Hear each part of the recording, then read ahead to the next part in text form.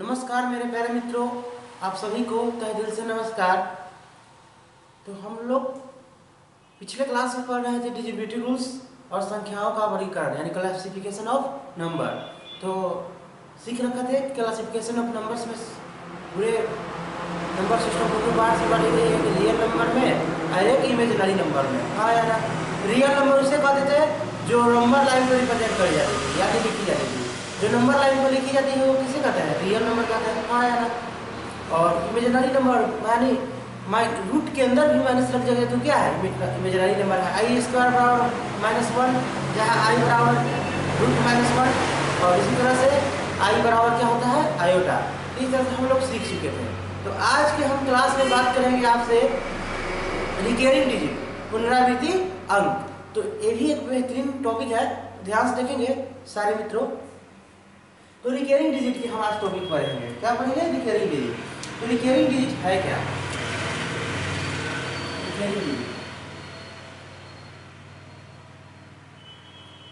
Recurring digit Hindi बोलते हैं पुनरावृत्ति अंक।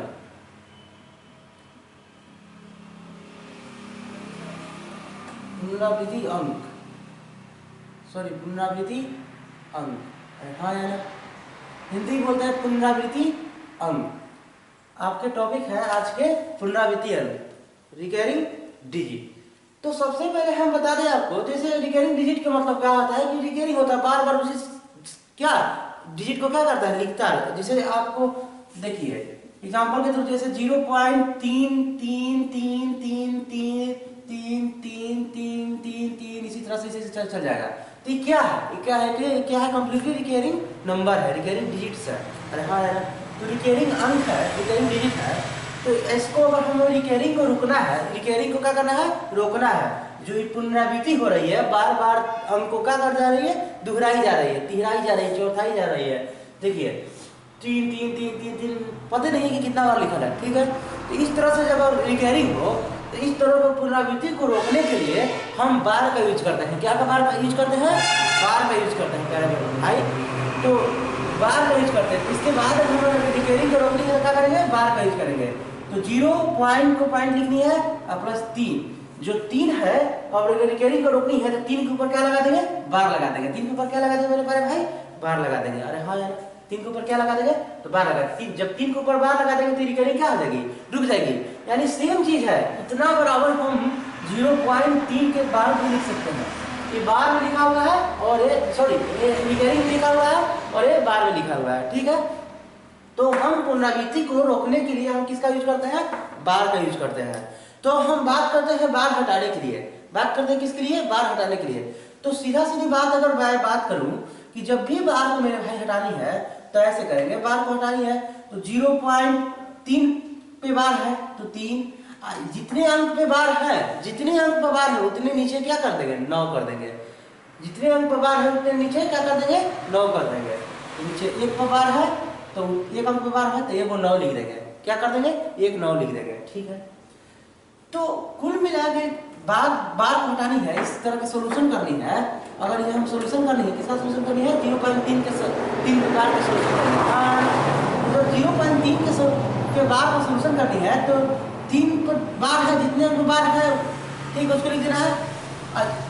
जितने अंक बार है उतने 9 नीचे लिख देना है। तो कितना बार है? 1 अंक बार है 9। अरे हाँ यार, तो 3 तरीके 9 यानी 1/3। तो 1/3 को हम काट के देख रहे हैं। अंततः 1/3 को हम काट के क्या देख रहे हैं कि हर बार हम 1/3 को काट रहे हैं तो 0.33333 चलते चला जा रहा है। तो इसको हम कह सकते हैं 0.3 पे बार। तो ये प्रूफ डेट है। ये क्या है? Proof date. आपने ये प्रूफ डेट है। अरे हाँ यार, कि बार को कैसे इस तरह से कैलकुलेशन किया जा सकता है। जैसे हम आपसे बोले, हमने आपसे बोल रखा है कि कोई है, कोई संख्या है, जैसे ऐसे कोई संख्या है 0, कोई संख्या है 0.45 पे 4545454545 इस तरह से चलते चला जा रहा है। इस तरह से क्या चलते चला रहा है? एक अति हो रहा है, ठीक है। तो जब इस तरह से चलते चले जा रहा है तो हम लोग देख रहे हैं क्या कि बार को रोकनी है, इस संख्या को क्या करनी है? छोटी करनी है। अरे हाँ यार, जब इस संख्या को रिकरिंग को छोटी करनी है, रिकरिंग को हटानी है, तो जब रिकरिंग को हटानी है तो हम क्या करते हैं 0 पॉइंट और जितने अंक से डबल रिपीट हो रहा है, जैसे जितने अंक से रिपीट हो रहा है, कितना से रिपीट हो रहा है 45 45 45 45, अरे हाँ है ना, संख्या 45 रिपीट हो रही है तो 45, ठीक है, तो 45 के बाद लगा देंगे, अरे हाँ है ना, ठीक है।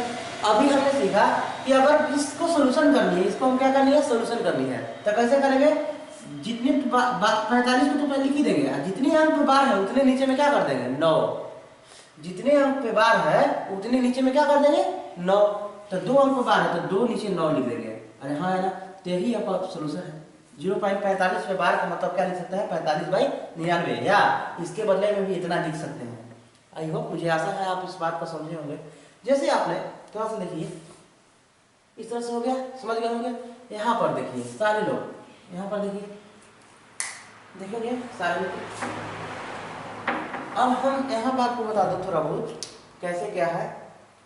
देखिए अगर आपसे सवाल पूछ रहा है इस तरह से कि अगर 0.234 पे बार है, क्या है 0.234 पे बार है, यानी 4 पे बार है, इसका मतलब है क्या, एक्चुअल में देखना चाहे तो 4 पे बार है तो इसका मतलब ये है 0.234444444, यानी जिस पे बार लगा हुआ उसका क्या हो रही है रिकरिंग हो रही है, पुनरावृत्ति हो रही है, हाँ ना।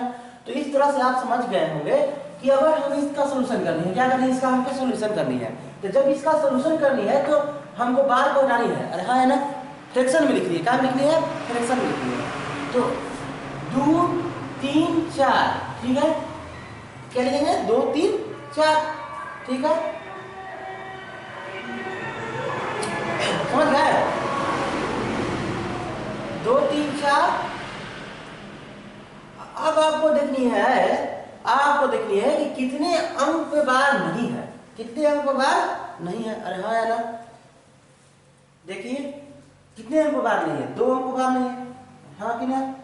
चलिए तो जब 2 के अंक पर बार नहीं है, कितने पर बार नहीं है 2 अंक पर बार नहीं है, पॉइंट के बाद कितने अंक पर बार नहीं है 2 अंक पर बार नहीं है, तो पॉइंट के बाद जितने अंक पर बार नहीं है उतना क्या कर देंगे हटा देंगे, हटा दिए, ठीक है, यानी पूरा संख्या को लिख देंगे पॉइंट के बाद, और उसके बाद जितने पे बार नहीं है उसको क्या कर देंगे उसमें से घटा देंगे। अब बट्टा में जितने अंक पे बार है उतने के बदले 9 लिख देंगे, 1 अंक पे बार है उतना 9 लग गया, जितने अंक पे बार नहीं है उतने के बदले क्या कर देंगे 0 बैठा देंगे, 2 अंक पे बार नहीं है तो 2 0 बैठा देंगे, तो बैठा दीजिए। तो कुल मिला के इसका सोल्यूशन करेंगे हम लोग, क्या 4 मिलती है 1 211 होगा बाई 900, अरे हाँ है ना, यही तो इसका सोल्यूशन है। तो इसका शॉर्ट फॉर्म हम लोग ऐसे भी लिख सकते हैं। इस तरह से अगर किसी भी स्टूडेंट आता है और आपसे पूछता है कि भाई मेरे बताइए कि अगर हमें सोल्यूशन करनी है, जैसे क्वेश्चन दे रखा होगा आपसे कि बताइए, बताओ मेरे भाई कि अगर 0.457 दे रखा हो, 0.457 पर बार है, तो इसको हम क्या लिख सकते हैं, बड़ा फॉर्म में क्या लिख सकते हैं, रिकरिंग के रूप में क्या लिख सकते हैं, तो लिख सकते हैं मेरे भाई बिल्कुल 0.457 इस तरह से हम लोग देख रहे हैं कि क्या हो रहा है रिकरिंग हो रहा है, पुनरावृत्ति हो रही है। तो हमें इस पुनरावृत्ति को माने शॉर्ट फॉर्म में करनी है, तोड़नी है, तो बार लगा दिए और उसके बाद में हमको सोल्यूशन करनी है। सोल्यूशन करने से करेंगे जैसे 457, अरे हाँ है ना, और जितने अंक पर बार है उतने 9 कर देंगे, 3 अंक पर बार है 1 2 3 और नीचे में जितने 9 डालेंगे, इसका क्या है सोल्यूशन, ठीक है। अब इसी में हम आपसे पूछना चाहते हैं कि बताओ मेरे भाई क्या कि जैसे में बताओ मेरे भाई कि अगर 1.34 पे बार हो, क्या हो 1.34 पे बार हो, इसका सोल्यूशन करें तो इसको कैसे लिख सकते हैं, तो 1.34 पे बार हो तो हम इसको लिख सकते हैं 1.34 रिकरिंग के रूप में, अरे हाँ है ना। अब इसका हमें सोल्यूशन करनी है, छोटा फॉर्म करनी है, तो छोटा फॉर्म करनी है तो 1 प्लस में हम लिख सकते हैं 0.34 पे बार, अरे हाँ यार 1 प्लस 0.34 के बाद लिख सकते हैं, बिल्कुल लिख सकते हैं। तो जब ऐसा लिख सकते हैं मेरे भाई तो 1 प्लस, अब कितने अंक पे बार है, पॉइंट के बाद कितने अंक पे बार है 2 अंक पे, तो 34 तो है, तो जितने अंक पे बार होता है नीचे में क्या कर देंगे 9, तो यही इसका तो है। तो इसको हम शॉर्ट फॉर्म में लिख सकते हैं 1 सही 39/99, हाँ यार तो इसको अगर नोट करना चाहें तो नोट करेंगे। चलिए, इस तरह से आप है और आगे बढ़ते चले जाइए। आपसे कोई स्टूडेंट आता है, सब पूछता है कि बताओ मेरे सर, अगर हमने बार लिख दिया दो पे बार पॉइंट 3 4 पे भी बार लिख दिया, तो इसको बताओ कैसे हम लिख सकते हैं, इसका शॉर्ट फॉर्म कैसे करेंगे। क्या लिखा है कि दो पे भी बार है, दो पे भी बार है, जैसे ऐसे है तो क्वेश्चन ऐसे होगा, दो दो दो दो दो, और कुछ देर के बाद पॉइंट होगी, कुछ देर के बाद क्या होगी, पॉइंट होगी, उसके बाद 3 4 3 4 3 4 3 4, इस तरह से होगा। हाँ यार, तो जब इसकी इतना सारे को हम शॉर्ट फॉर्म में सॉल्यूशन करनी है तो कैसे करेंगे फ्रैक्शन के रूप में। तो देखिए, अगर पॉइंट के इधर बार लगा रहा है, बाएं साइड में बार लगा रहा है, पॉइंट के इधर बार लगा रहा है, यानी बाएं साइड में बार लगा हुआ है, तो उस समय इसको दो के बार का मतलब क्या हो गया, माइनस में दो, यानी पॉइंट के पहले बार लगा रहा है तो उसका असलियत रूप होती है क्या, माइनस। तो माइनस यानी चीज क्या है, माइनस में है यार, माइनस में है, तो -2 प्लस 0.34 के बाद, अरे हाँ यार, इसको और हम डिटेल से सॉल्यूशन कर देंगे तो -2 प्लस 34, अरे हाँ यार 34, और जितने भी यहाँ पे बार होते हैं नीचे में क्या कर देंगे 9, तो कुल मिला के हम इसको लिख सकते हैं ऐसे भी 2 सही 34/99। अरे हाँ यार, तो इस तरह से आपने समझ रखा होगा कि अब इतने सारे सॉल्यूशन इस तरह से होते हैं। ठीक है, तो बात का मतलब समझ गए। अब इतना नोट करना चाहें तो नोट करेंगे। अब इसका साबित करना चाहते हैं कि कैसे सर इसका मतलब है। चलिए,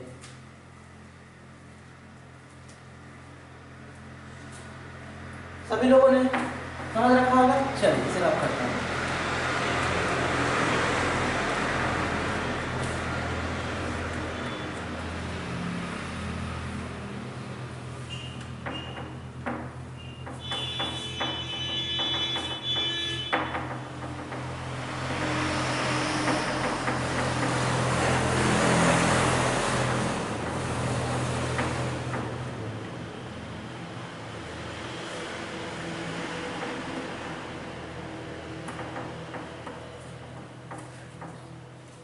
देखते हैं, जैसे आपसे हमने कहा कि देखिए है क्या, जैसे 0.999999999 इस तरह से चलते चला जा रहा है।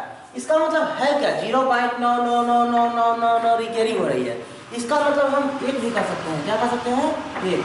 इसके बराबर क्या है, एक है, इसके बराबर क्या है, एक है, क्या हम बोल सकते हैं।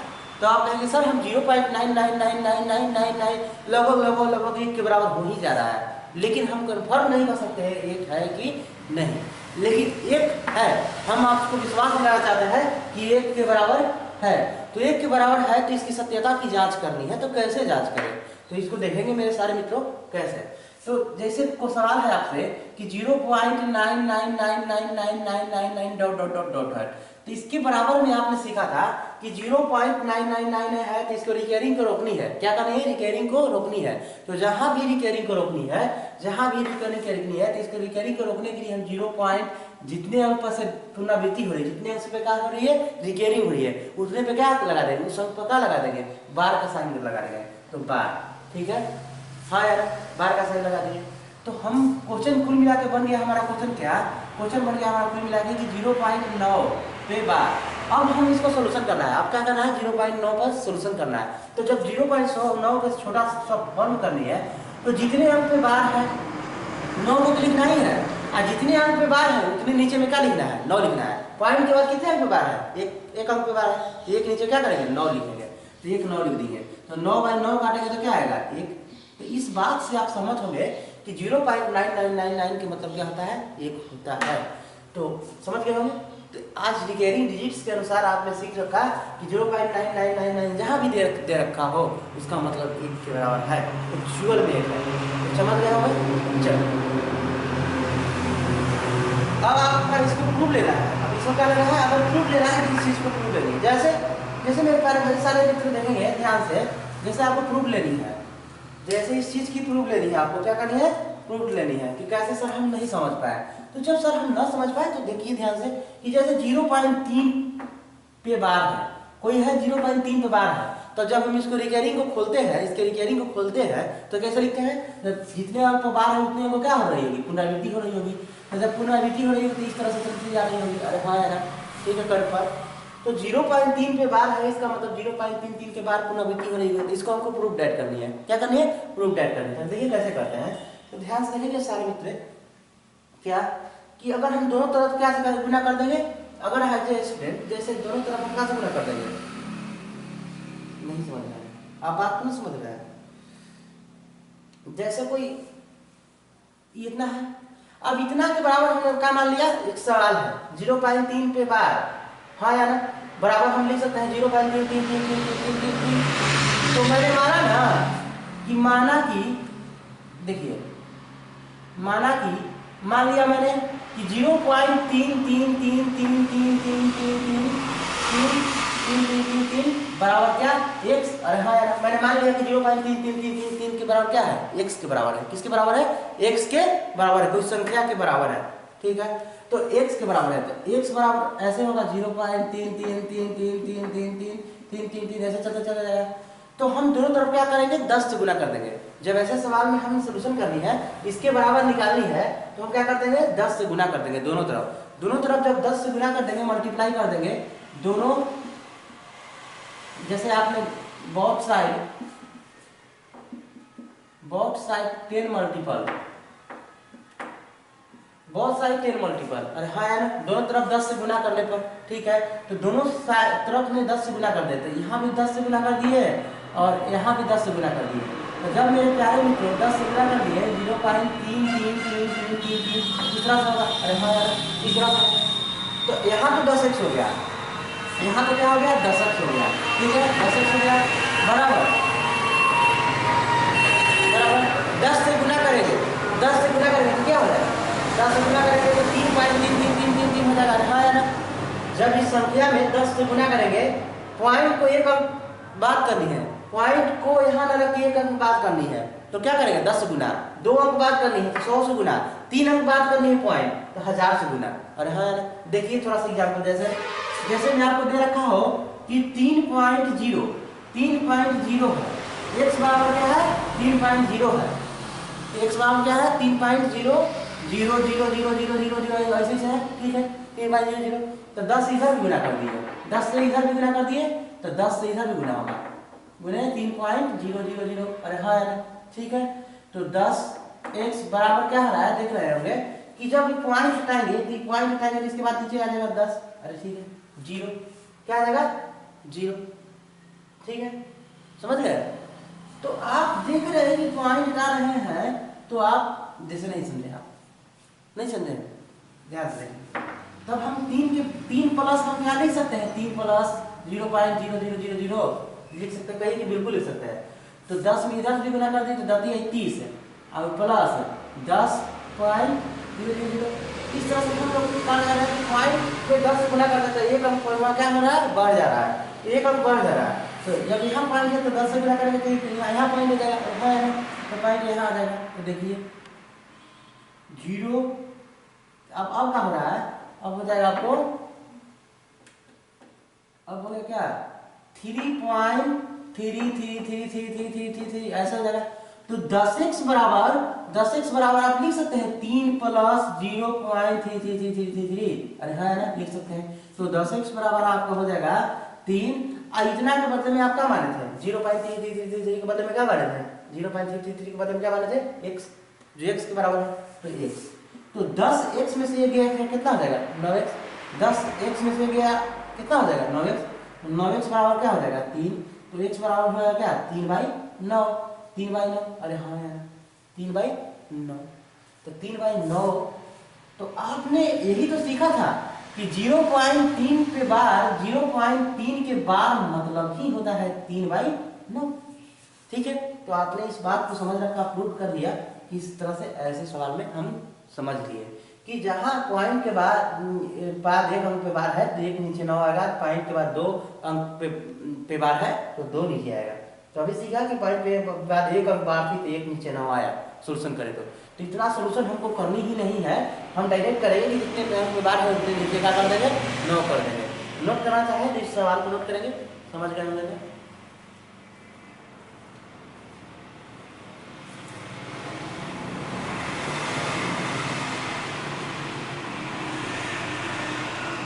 देखिए थोड़ा और इस पे ऐसे आइए, जैसे जैसे मैंने आपको सवाल दे रखा है, जैसे मैंने सवाल दे रखा है, मेरे साथ सारे भाई देखेंगे ध्यान से, इसको रब करता हूँ, इसको क्या करता हूँ रब। जब इसको हम रब करते हैं तो थोड़ा सा देखेंगे सारे मित्रों ध्यान से, सवाल बेहतरीन है कि जैसे आपने सीखा कि x बराबर है, कोई मान के चलिए कि कोई संख्या है x बराबर 0.44444444 डॉट डॉट, तो क्या 0.444 के बदले में आप क्या बदले में आप 0.4 पे बार लिख सकते हैं?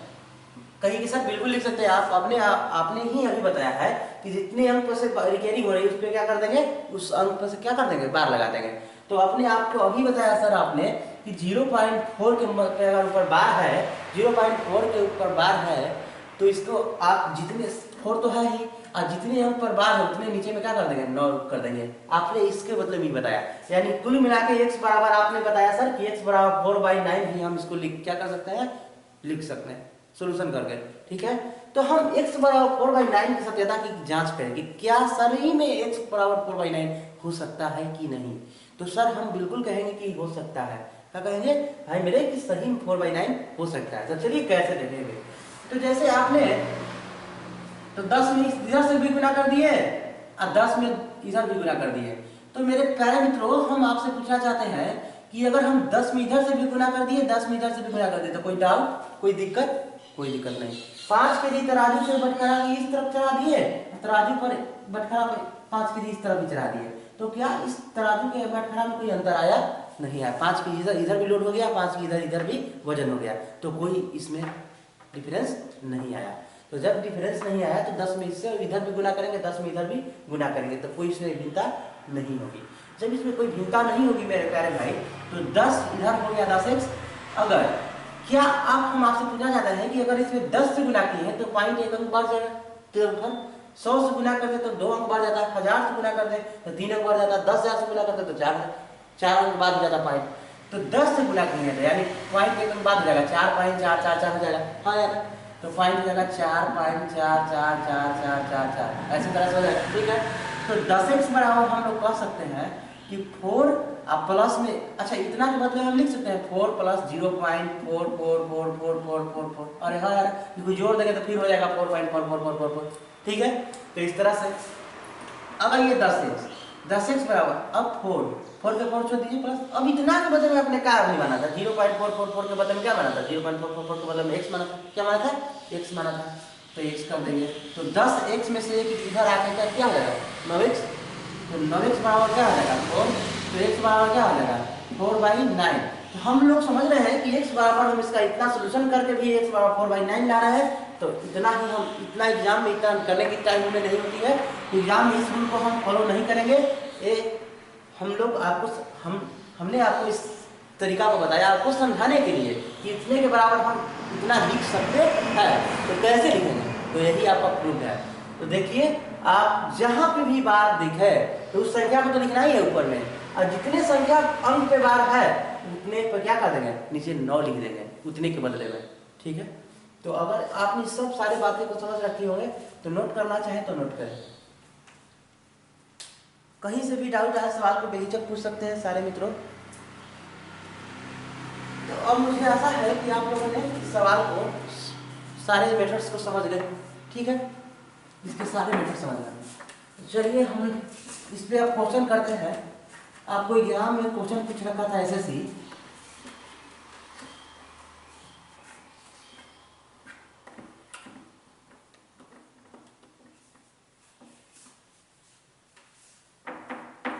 आपके एसएससी जीडी में सवाल पूछ रखा था मेरे प्यारे मित्रों, बेहतरीन से सवाल है।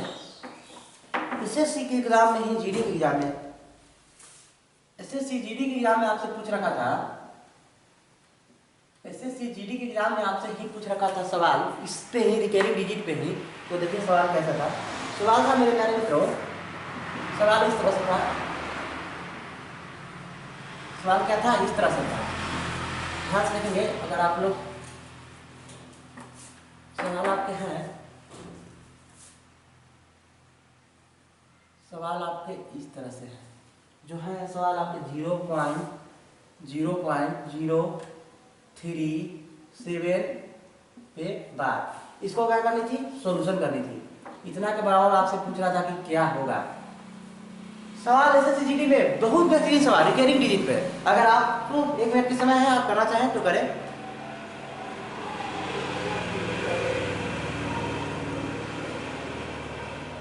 चलिए, क्या आप लोगों ने करा?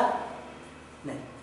तो जब आपने कुछ स्टूडेंट सारे लोग कर चुके हैं, तो जो कर चुके हैं वो भी देखें, और जो ना कर चुके हैं वो भी सारे बोर्ड पे क्या कर सकते हैं, देख सकते हैं। तो चलिए, तो इस पे हम रिकरिंग की बात करें। हम अभी इसको बात करें नहीं, इसका बात ना करें, हम इसका बात ना करें, हम इसका बात को क्या करते हैं, अभी रोक देते हैं, इसका बात क्या करते हैं, रोक देते हैं। ठीक है, इस इतना की बात हम करें नहीं, बस बात करें कि सर 0.337 पे बार की। तो मेरे भाई अभी आपने सीखा कि 0.037 पे बार है, इसका मतलब ये भी कह सकते हैं कि इसका मतलब ये भी कह सकते हैं कि 037 तो अंक के बाद 0 लगा हुआ है। अरे कोई संख्या के पहले 0 लगा हुआ है, उसका कोई वैल्यू नहीं है, अरे है ना, तो इसका मतलब 0 हटा भी सकते हैं। और कितने अंक पे बार लगा हुआ है पॉइंट के बाद, तो 3 अंक पे बार लगा हुआ है पॉइंट के बाद, तो 1 2 3, उसके बदले में नीचे में क्या कर देंगे, 3 9 लिख देंगे। क्या कर देंगे, 3 9 लिख देंगे, हाँ या ना। अब जो है तो क्वेश्चन चढ़ा देंगे। क्वेश्चन क्या है आपको, क्वेश्चन यही तो है, अरे हाँ यार यही क्वेश्चन है। तो मेरे सारे मित्रों देखेंगे ध्यान से, तो जब हम इसको क्या करेंगे, काटते हैं, इसको काटते हैं, तो देखते हैं ध्यान से कि 7 में 7 से ही गुणा करेंगे तो क्या आएगा, लास्ट में 9 आएगा। क्या करेंगे, 7 में 7 से ही गुणा करेंगे तो लास्ट में कितना आएगा, 9 आएगा। 7 7 49 9 आएगा। तो इस तरह से हम काटे तो अंदाज लगा रहे हैं कि 7 बार में तो हम होगा नहीं, कुछ कम हो जा रहा है, 10 17 बार में होगा नहीं, क्योंकि 7 ही लास्ट में होना चाहिए संख्या के, तो 17 बार में नहीं हो रहा है, 17 भी कम पड़ जा रही है। तो देख रहे हैं ना कि 30 तिरिकी 9, 30 तिरिकी 9 यानी 30 के लगभग में जा रही है। तो 30 के लगभग में कौन है, 27, लास्ट में 7 वाले, तो 27 से क्या हो जाएगा, कट जाएगा। क्या कट जाएगा, 27 से कट जाएगा। तो यानी सोल्यूशन कुल मिला के आया आपको, कुल मिला के सोल्यूशन आया 1/27। अब मेरे प्यारे मित्रों सारे ध्यान से देखेंगे, 1/27 के बदले में क्या आप 1/27 के बदले में क्या आप लिख सकते हैं 1/3 के क्यूब, अरे हाँ या ना, 1 के 3 क्यूब। आप लोग जानते हैं, आप लोग क्या जानते हैं कि इस पावर से इस क्या कट जाती है, वर्गमूल कर जाती है, अरे हाँ या ना, घनमूल कर जाती है। तो 3 से ही क्यूब कर जाती है, तो बच गया आपको क्या 1/3, 1/3। तो इसका है तो आपका आंसर है। तो 1/3 को आप लिख सकते हैं 0.33333, अरे हाँ या ना, इसके बदले में आप लिख सकते हैं 0.3 पे बार, यही आपका आंसर है। तो बनाना चाहें नोट करें।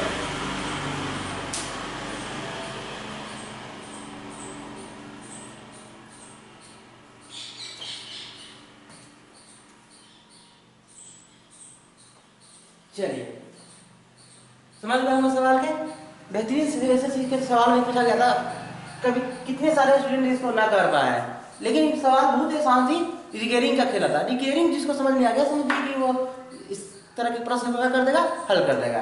तो चलिए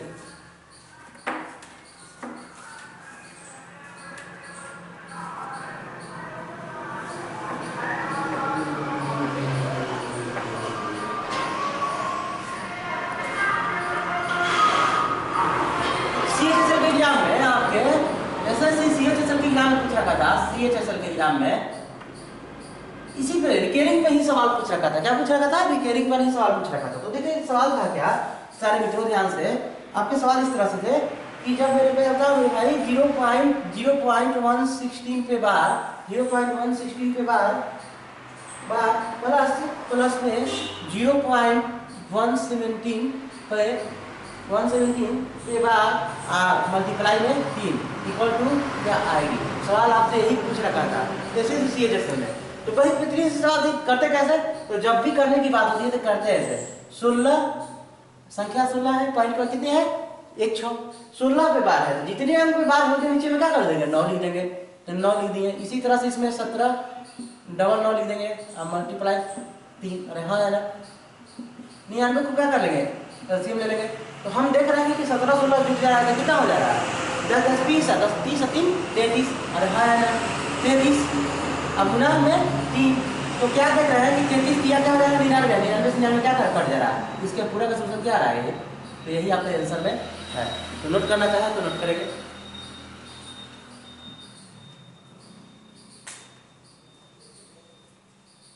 चलिए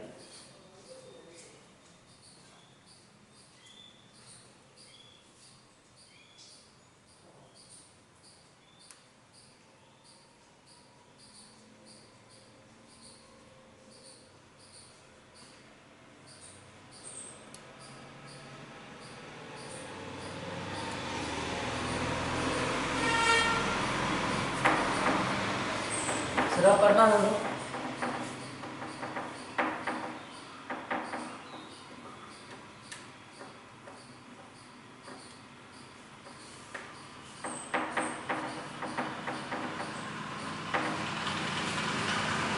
जैसे आपसे प्रश्न पूछेगा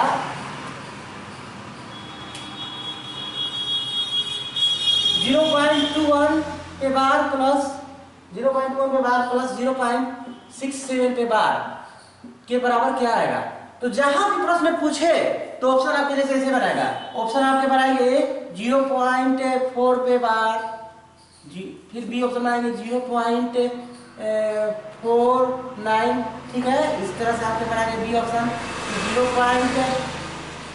0.0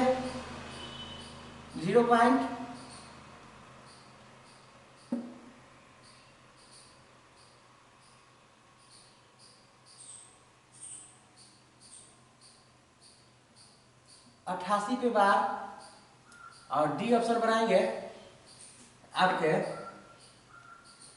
0.4666 ऐसे ऐसे कर लेता जाएगा। तो इस तरह से प्रश्न में रहेगा। तो हम लोग अगर शॉर्ट सीख रहा है कि कैसे करेंगे, ऐसे तो लॉन्ग में बता ही दिया हूँ आपको, अगर शॉर्ट इससे भी शॉर्ट करनी है ना तो बहुत आसान सा तरीका है कि जितने अंक पे प्रश्न में बार दे रखा है, कितने अंक पे बार दे रखा है 2 अंक पे, पॉइंट के बाद कितने अंक पे बार दे रखा है 2 अंक पे, तो आंसर में भी आपके पॉइंट के बाद 2 अंक पर ही बार होगा। क्या होगा, आंसर में भी पॉइंट पे आपके 2 अंक के बाद ही बार आएगी। फिर से सुनेंगे, इस तरह के प्रश्न को सॉल्व करनी है, जब सवाल को देखते ही आंसर को टिक करनी है तो कैसे करेंगे कि जितने अंक पे क्वेश्चन में दे रखा है, प्रश्न में बार दे रखा है, उतने ही अंक पे प्रश्न में भी क्या आंसर में भी क्या आएंगे बार आएंगे। तो यहाँ पर इसमें बार नहीं है 2 अंक पे, 2 अंक पर बार है, तो यहाँ नहीं है, ये भी नहीं है, ये भी नहीं है, ये है, तो कंप्लीटली यही आंसर आएगी। सोल्यूशन करके देख लीजिए। जैसे आप 21/99 करते हैं, 21/99 और प्लस 67/99, हाँ यार 99, तो कुल मिला के 88 हो जाएगा। अरे हाँ यार क्या हो जाएगा 88। तो जी 88/99 को हम क्या कर सकते हैं 0.88 पे बार, क्योंकि 88 तो है ही, जितने अंकों से बार करते हैं के बदले में क्या हो जाता है 9 9, तो इतने के बदले में आपका आंसर क्या होगा ये होगा। तो नोट करना चाहे तो नोट करेंगे सवाल को।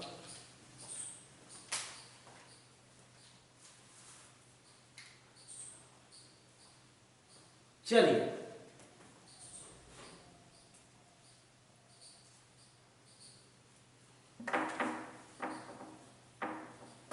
अब रिकरिंग के लगभग प्रश्न आपके समझ गए होंगे, सारे टाइप समझ गए रिकरिंग के।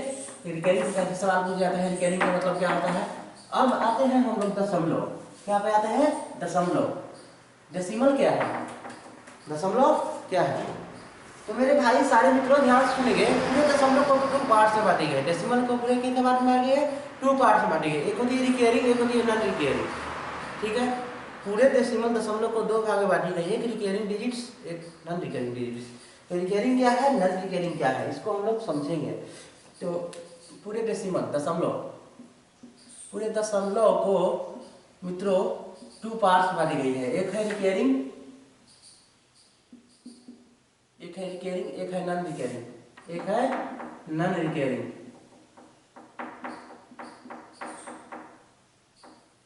नॉन रिकरिंग, एक रिकरिंग है, एक नॉन रिकरिंग है। रिकरिंग का मतलब होता है पर में, और नॉन रिकरिंग के मतलब अपर में। रिकरिंग के मतलब आपने यही तो सीखा था मेरे प्यारे मित्रों, रिकरिंग के मतलब क्या होता है पर में, रिकरिंग के मतलब परी में, क्या होगा परिमेय, नॉन रिकरिंग के मतलब अपरिमेय, ठीक है, अपरिमेय, ठीक है। रिकरिंग के मतलब परिमेय, नॉन रिकरिंग के मतलब अपरिमेय। तो परिमेय के मतलब क्या सीखा था, जो पी बाई क्यू के रूप में हो, जहाँ क्यू पी एन क्यू एक क्या हो पूर्णांक हो, जहाँ क्यू नॉट इक्वल टू 0, तो क्या है परिमेय हो, यानी भिन्न के रूप में, फ्रैक्शन के रूप में हो तो क्या होती है परिमेय होती है। तो मेरे भाई, तो जैसे आपने बोला रिकरिंग, तो अभी मैंने सिखाया था रिकरिंग के बारे में क्या, कि जैसे आपको सवाल दे रखा है कि 0.5555 इस तरह से है, तो हम इसको रिकरिंग को रोकनी है, रिकरिंग की रोकनी है, तो जिस अंक से पुनरावृत्ति हो रही है उस पर क्या लगा देंगे, बार लगा देंगे रिकरिंग को हटाने के लिए। तो रिकरिंग को रोकने के लिए 0.45 पर क्या कर देंगे, बार लगा देंगे, क्योंकि 5 से अंक क्या हो रही है, पुनरावृत्ति हो रही है। तो हम इसको ऐसे भी लिख सकते थे कि 5 तो है ही, जितने अंक पे बार लिखने के मतलब क्या लिखते थे 9 लिखते थे, जितने अंक बार थे वो लिखते थे ही, जो संख्या है उसको तो लिखते ही थे ऊपर में, और जितने अंक पे बार उसके बदले में क्या लिख कर देते हैं नीचे में 9 लिख देते हैं। एक अंक के बाद क्या करते हैं 9। ये क्या है पी बाई क्यू के रूप में, क्या है पी बाई क्यू के रूप में है, पी क्या है पी के रूप में है, क्या है पी के रूप में है, जहाँ क्यू नॉट इक्वल टू क्या है 0 है, क्यू नॉट इक्वल टू 0 है। तो आप समझ गए होंगे कुल मिलाकर इस बात को कि रिकरिंग के मतलब एक्चुअल परिमेय हो गया, नॉन रिकरिंग के मतलब क्या हो गया अपरिमेय। ये आपका हो गया अपरिमेय, रिकरिंग के मतलब हो गया परिमेय, नॉन रिकरिंग के मतलब क्या हो गया अपरिमेय। इस बात से क्या आप सहमत हैं? चलिए, जैसे आपने 1.4 के बाद 1.4 के बाद 1.4 के बाद, तो हम इसको सोल्यूशन करेंगे, जब सोल्यूशन करेंगे, अभी तो पी बाई क्यू के रूप में नहीं है, जब सोल्यूशन करेंगे तो 1 + 4/9 भी हम लिख सकते हैं, अरे हाँ है ना, तो इसको कुल मिला के लिख सकते हैं 1 सही 4/9, तो इसको और सोल्यूशन कर देंगे तो उतार के कर देंगे 9 4 13/9 हो जाएगा। तो ये क्या है, क्या है कॉम्पिटिटिव पी बाई क्यू के रूप में है, अरे हाँ है ना, कॉम्पिटिटिव पी बाई क्यू के रूप में तो क्या है परिमेय है। तो परिमेय समझ गए होंगे, परिमेय का मतलब ये भी हो सकता है 1.25 1.444 कुछ भी, सब क्या है परिमेय है। अपरिमेय कौन कौन है, तो अपरिमेय देखते हैं, अपरिमेय है आपके मेरे प्यारे मित्रों √2, जैसे √2 का मान होता है 1.411 माने रिकरिंग ही पता नहीं चले कि आगे कितना हम निकाल सकते हैं, यही तो है अपरिमेय। जैसे फिर √3 √7 √5 ये सब क्या है अपरिमेय है, हाँ या ना। तो परिमेय का मतलब समझ गए होंगे। अच्छा, अब हम आपसे पूछते हैं अपरिमेय का मतलब, परिमेय का मतलब समझ गए होंगे कि जो पी बाई क्यू के रूप में हो वो क्या है परिमेय है, जहाँ Q not equal to 0, P and Q एक पूर्णांक हो तो क्या है परिमेय है। अब अपरिमेय का मतलब आपने कुल मिलाकर अभी तक नहीं सीखा कि अपरिमेय का मतलब क्या है। अपरिमेय का मतलब कुल मिलाकर मेरे भाई अभी बताया हम, जिसको हम आगे बता ही नहीं सकते हैं कि क्या है, तो जिसको हम सोल्व ना कर सकते हैं उसको क्या कहेंगे हम अपरिमेय, जिसको हम सोल्व नहीं कर सकते उसका कहेंगे अपरिमेय। तो हम लिखेंगे एक लाइन में, अगर हम लिखना चाहें तो लिखेंगे अपरिमेय का मतलब होता है, अपरिमेय का मतलब होता है, अपरिमेय का मतलब होता है, अपरिमेय का मतलब होता है जिसको हम सोल्व नहीं कर सकते हैं, सोल्व नहीं कर सकते हैं। बात कुल मिलाकर आप लोग समझ रहे होंगे, अपरिमेय का मतलब होता है जिसको कोई हम सोल्व नहीं कर सकते हैं। जैसे 0.3 के बाद क्या था 1.732 इस तरह से चलते जा रहा है, माने बता ही नहीं सकते हैं कि क्या बात क्या आ गया। तो सोल्व जब हम ना कर सकते हैं तो यही क्या है अपरिमेय है, ठीक है। अब हम आपसे पूछते हैं 22/7, 22/7 क्या है, 22/7 क्या है, हम आपसे सवाल पूछ रहे हैं 22/7 क्या है, हम आपसे क्लियरली सवाल पूछेंगे, इस सब सारे को समझ गए होंगे आप लोग। अब आपसे हम पूछेंगे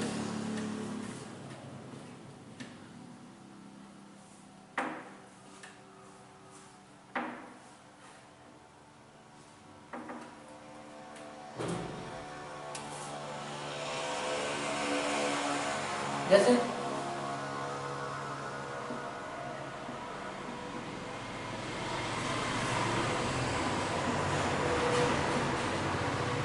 आपके एग्जाम में, रेलवे के एग्जाम में जो ग्रुप डी एग्जाम कही जाती है 10th लेवल की एग्जाम, उस एग्जाम में मेरे प्यारे मित्रों सारे ध्यान से देखेंगे, सवाल बहुत छोटी सी पूछ रखा था। सवाल दे रखा था कि जो पाई है का मान 22/7 जो पाई के मान 22/7 है वो क्या है? पर में है, अपर में है, दशमलव है, या इनमें से कोई नहीं? तो सीधा सीधी उसमें कुछ स्टूडेंट का हमारे कि जो पाई होता है क्या होता है? अपर में होता है। क्या है? पाई होता है क्या होता है? अपर में होता है। तो वहाँ पर उनका आंसर क्या था? गलत था। पाई क्या है? अपर में है। तो मेरे भाई पाई का मान आपसे पूछ रखा था, सवाल में ध्यान से सुनेंगे। क्या पाई का मान पूछा रखा था? मान पूछा था, ना कि पाई पूछा था। पाई ये क्या है? कंप्लीटली अपर में संख्या है। पाई क्या है? कंप्लीटली अपर में संख्या है। और पाई का मान 3.14 क्या है? इस तरह से चले जाता है। फिर पाई का मान 3.14 ये भी क्या है? ये भी एक अपर में संख्या है जो सोल्व नहीं कर सकते हैं। ये भी क्या है? अपर में है। लेकिन पाई के मान में ही पूछ रखा था 22/7 क्या है?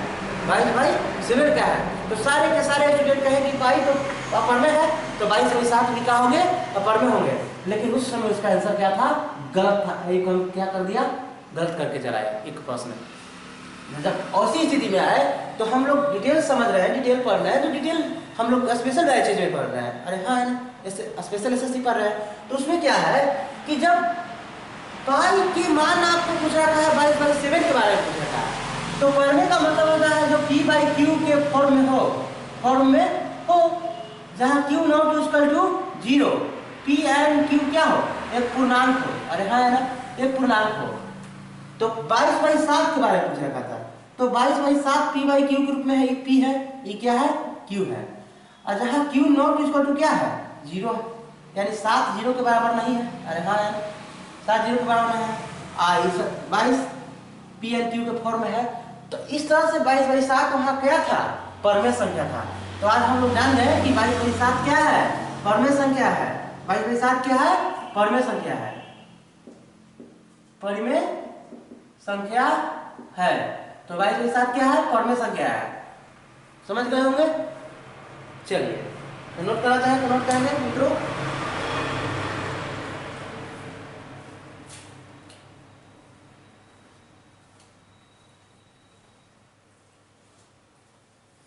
जिसको हम P/Q के फॉर्म में लिख सकते हैं वो क्या है? परमेय। और जिसको हम सोल्व नहीं कर सकते हैं वो क्या है? अपरिमेय। समझ गए होंगे बात के? चलिए, जब इस बात के समझ गए होंगे तो हम आगे बढ़ते हैं। हम लोग क्रम को आगे बढ़ते चले। पूरे संख्या, पूरे नंबर को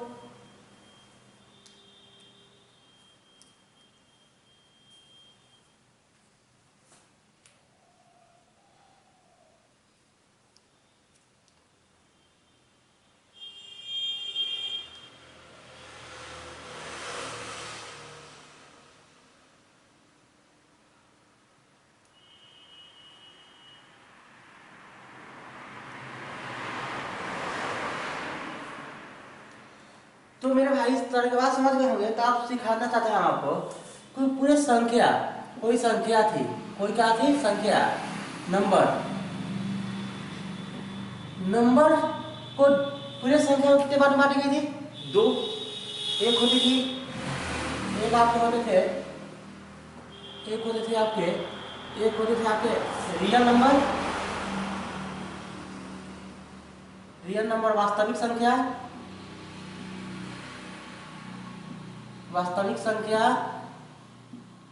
एक होते थे आपके इमेजिनरी नंबर, काल्पनिक संख्या।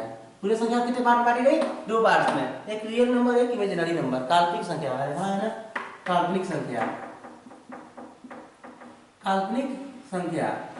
इमेजिनरी नंबर, ठीक है, हो गया।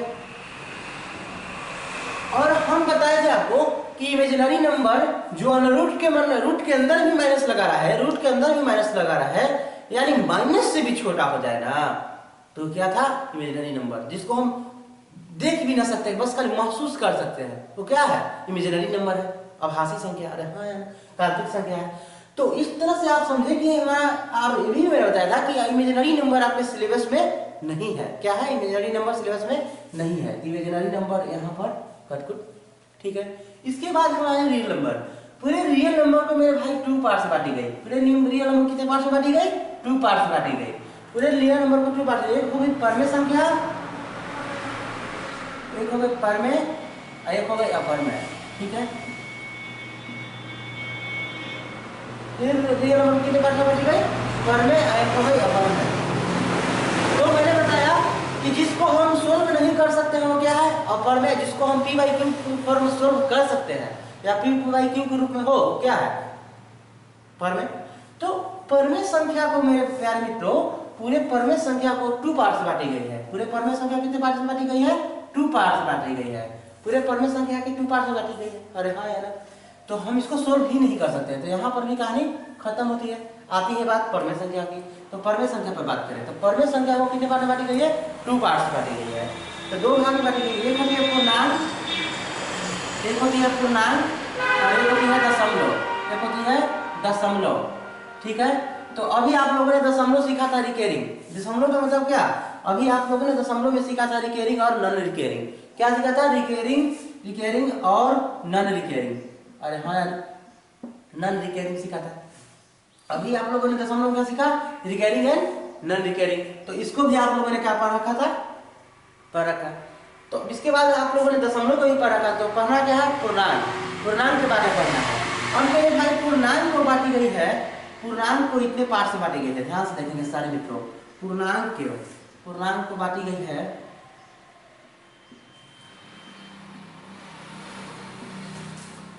पूरे पूर्णांक संख्या को इसे इस तरह से बांटी गई है, जैसे प्राकृत संख्या, जैसे क्या है, प्राकृत संख्या, नेचुरल नंबर, प्राकृत संख्या, प्राकृत संख्या, नेचुरल नंबर, पूर्ण संख्या, होल नंबर, क्या है, पूर्ण संख्या, होल नंबर, होल नंबर। तो प्राकृत संख्या क्या है, पूर्ण संख्या क्या है। तो प्राकृत संख्या जो है, जो प्राकृत संख्या है जो 1 से स्टार्ट होती है, प्राकृत संख्या कितने से स्टार्ट होती है, 1 से स्टार्ट होती है। तो प्राकृत संख्या 1 से स्टार्ट होती है, 1 2 3 4 5 dot dot dot dot dot dot dot infinity तक है, कितना तक है, इनफिनिटी टर्म तक है। तो प्राकृत संख्या जो होती है 1 से स्टार्ट होती है। अब पूर्ण संख्या जो होती है, 1 के पहले अगर हम 0 लगा देते हैं ना, तो क्या हो गया, पूर्ण संख्या हो गया। पूर्ण संख्या का मतलब जहां हम किसी भी संख्या को लिख सकते हैं। तो किसी भी संख्या को लिखने के लिए हम 0 से 9 तक गिनती लिखते हैं। हाँ यार, तो 0 से 9 तक गिनती लिखते हैं, तो किसी भी संख्या को लिख देते हैं।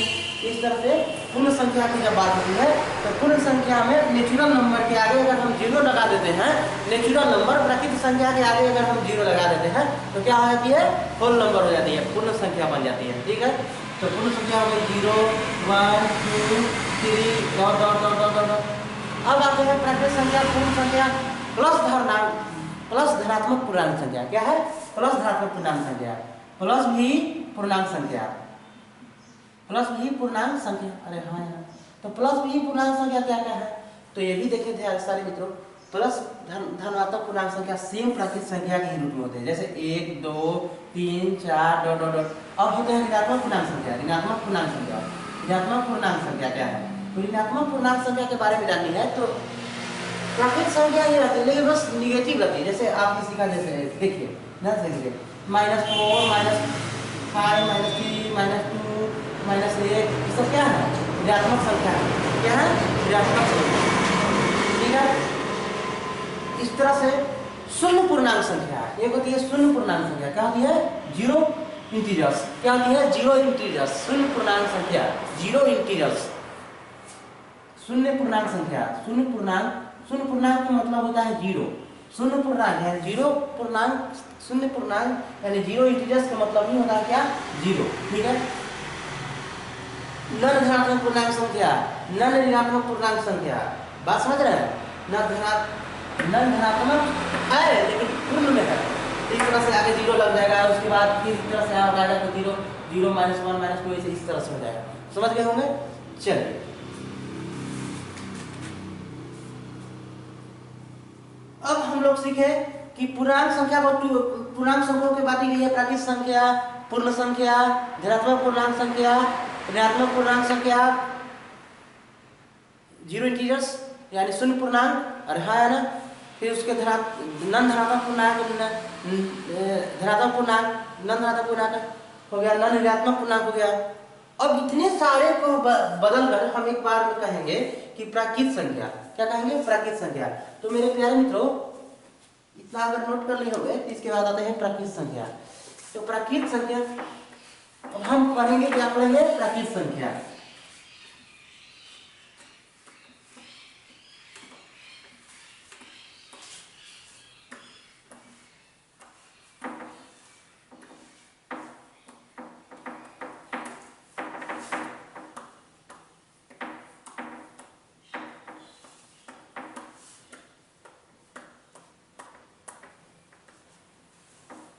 अब हम लोग पढ़ेंगे प्राकृत संख्या। तो प्राकृत संख्या से क्या क्या बना है देखेंगे। प्राकृत संख्या, प्राकृत संख्या। अब प्राकृत संख्या को भी बांटी गई है मेरे प्यारे मित्रों ऐसे, जैसे मैं आप लोगों को प्राकृत संख्या को बांटी गई है सम संख्या, सम संख्या, सम संख्या, इवन नंबर, अरे हाँ है ना, कच्ची नंबर, इवन नंबर, सम संख्या, इवन नंबर, इवन नंबर। एक होता है विषम संख्या, एक होता है विषम संख्या, एक होता है विषम संख्या, और नंबर, और नंबर, अरे हाँ यार, और नंबर, और नंबर, अरे ठीक है। सम संख्या, विषम संख्या, एक होता है भाज्य संख्या, अभाज्य संख्या। तो इसके बाद आया अभाज्य संख्या, अभाज्य संख्या,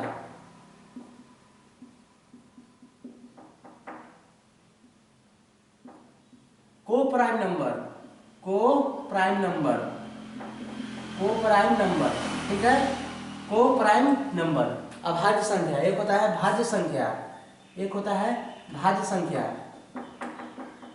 भाज्य संख्या, भाज्य संख्या, प्राइम नंबर, प्राइम नंबर, एक होता है भाज्य संख्या। उसके बाद आता है संपूर्ण संख्या, इसके बाद लास्ट आता है आपकी संपूर्ण संख्या, संपूर्ण संख्या, संपूर्ण संख्या, संपूर्ण संख्या हिंदी बोलते हैं, इंग्लिश में बोलते हैं परफेक्ट नंबर, परफेक्ट नंबर। तो मेरे भाई आप समझ गए होंगे कि पूरे प्राकृत संख्या को बांटी गई है सम संख्या, विषम संख्या, भाज्य नंबर, भाज्य नंबर और संपूर्ण संख्या में। पांच बांटी गई है। कितने बार बांटी है?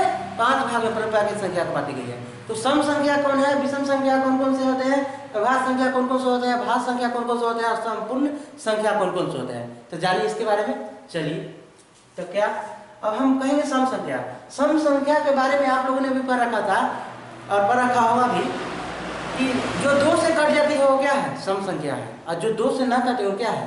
विषम संख्या। अरे हाँ यार, ठीक है, जो 2 से कटे वो क्या है? सम संख्या। जो 2 से ना कटे वो क्या है? विषम संख्या। कन्फर्म? क्लियर है? यानी सम संख्या के मतलब ये हो गया, आप लोग देख रहे होंगे, सम संख्या का मतलब हो गया 2, 4, 6, 8, 10, इस तरह से डॉट डॉट डॉट डॉट चलते चला जा रहा है। ठीक है, सम संख्या हो गया। विषम संख्या जो 2 से न कटे, 2 से न कटे उसके बाद जितने भी संख्या क्या है? विषम संख्या। तो 2 से न कटती है जो हो गया आपको 1, 3, 5, 7, 9, 11, ये सब डॉट डॉट क्या है? विषम संख्या है। अरे हाँ यार, क्या है? विषम संख्या है।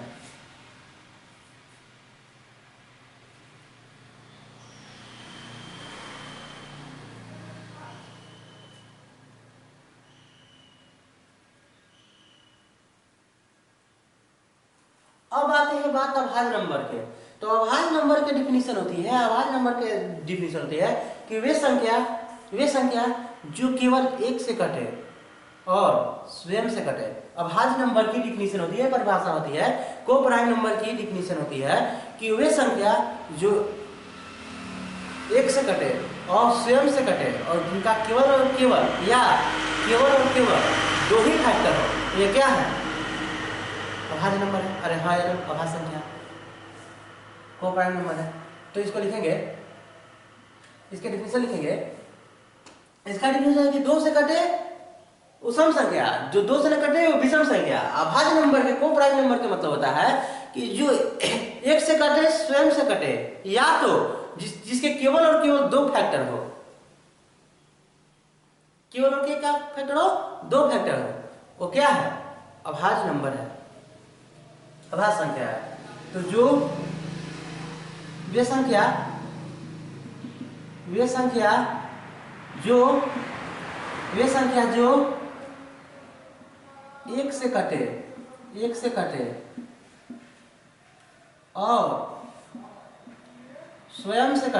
और स्वयं से कटे यानी अपने आप से कटे, या हम लोग कह सकते हैं या 1 से कटे या स्वयं से कटे, ठीक है। या इसका एक और डिफिनेशन होता है, और डिफिनेशन है देखेंगे, या जिसके केवल और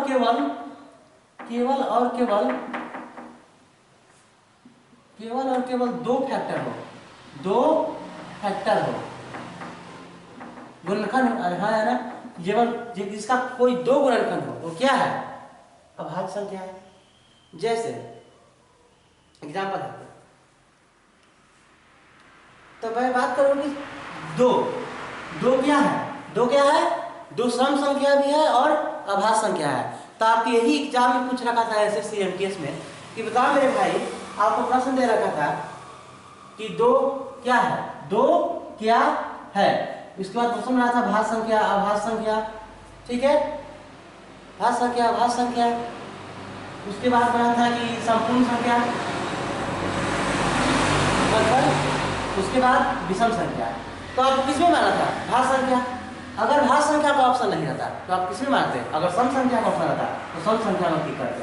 तो इस तरह से आपको 2 एक ऐसा संख्या है जो भाज्य भी है, अभाज्य भी है और सम भी है, जो अभाज्य भी है और सम भी है।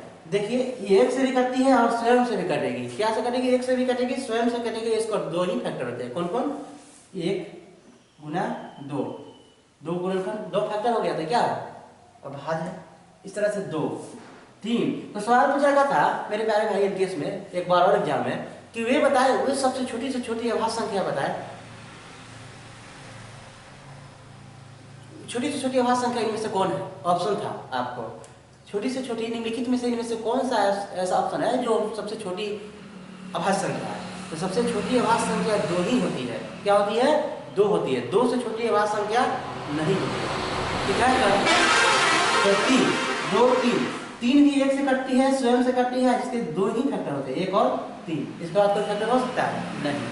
5 भी 1 से कटती है, स्वयं से कटती है, इसके 2 फैक्टर, 1 और 5। इसी तरह से 7 1 से कटती है, 7 से कटती है। तो जिसके 2 फैक्टर हो, केवल 2 फैक्टर हो, तो क्या है, अभाज्य संख्या। अब मैं बात करूं भाज्य की। अब मैं क्या किसके बात, भाज्य का अभाज्य समझ के होंगे जो केवल 2 फैक्टर हो, जो 1 से कटे और स्वयं से कटे, वो क्या है, अभाज्य संख्या है। समझ गए होंगे। जैसे आपको 9 क्या है, विषम संख्या है, अभाज्य संख्या नहीं है।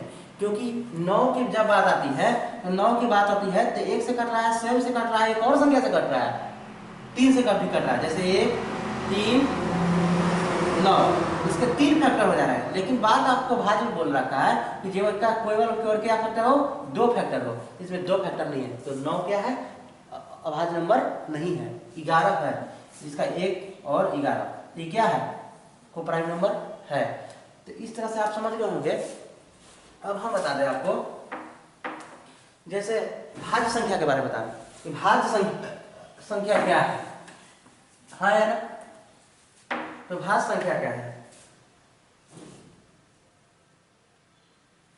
तो भाज्य संख्या का मतलब होता है जिसका 2 या 2 से अधिक फैक्टर हो, जिसके 2 या 2 से अधिक फैक्टर हो, क्या कहती है, भाज्य संख्या कहती है।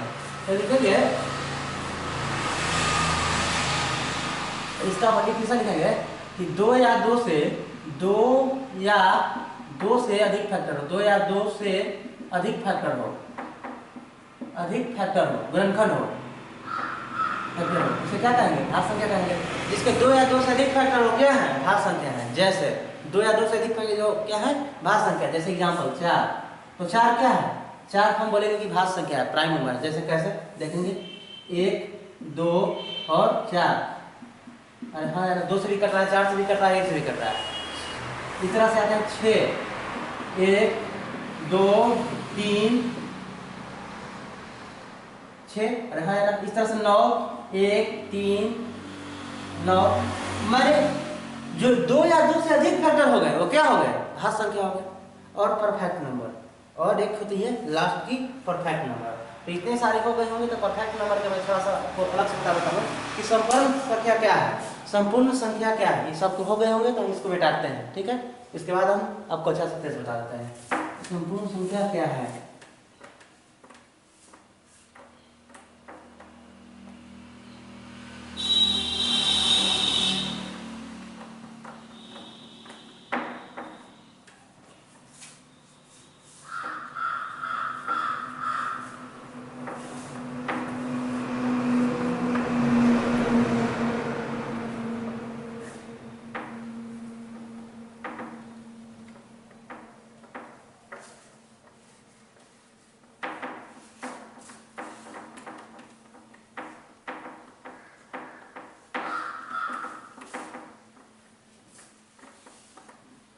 तो एक लास्ट है आपका परफेक्ट नंबर। क्या है?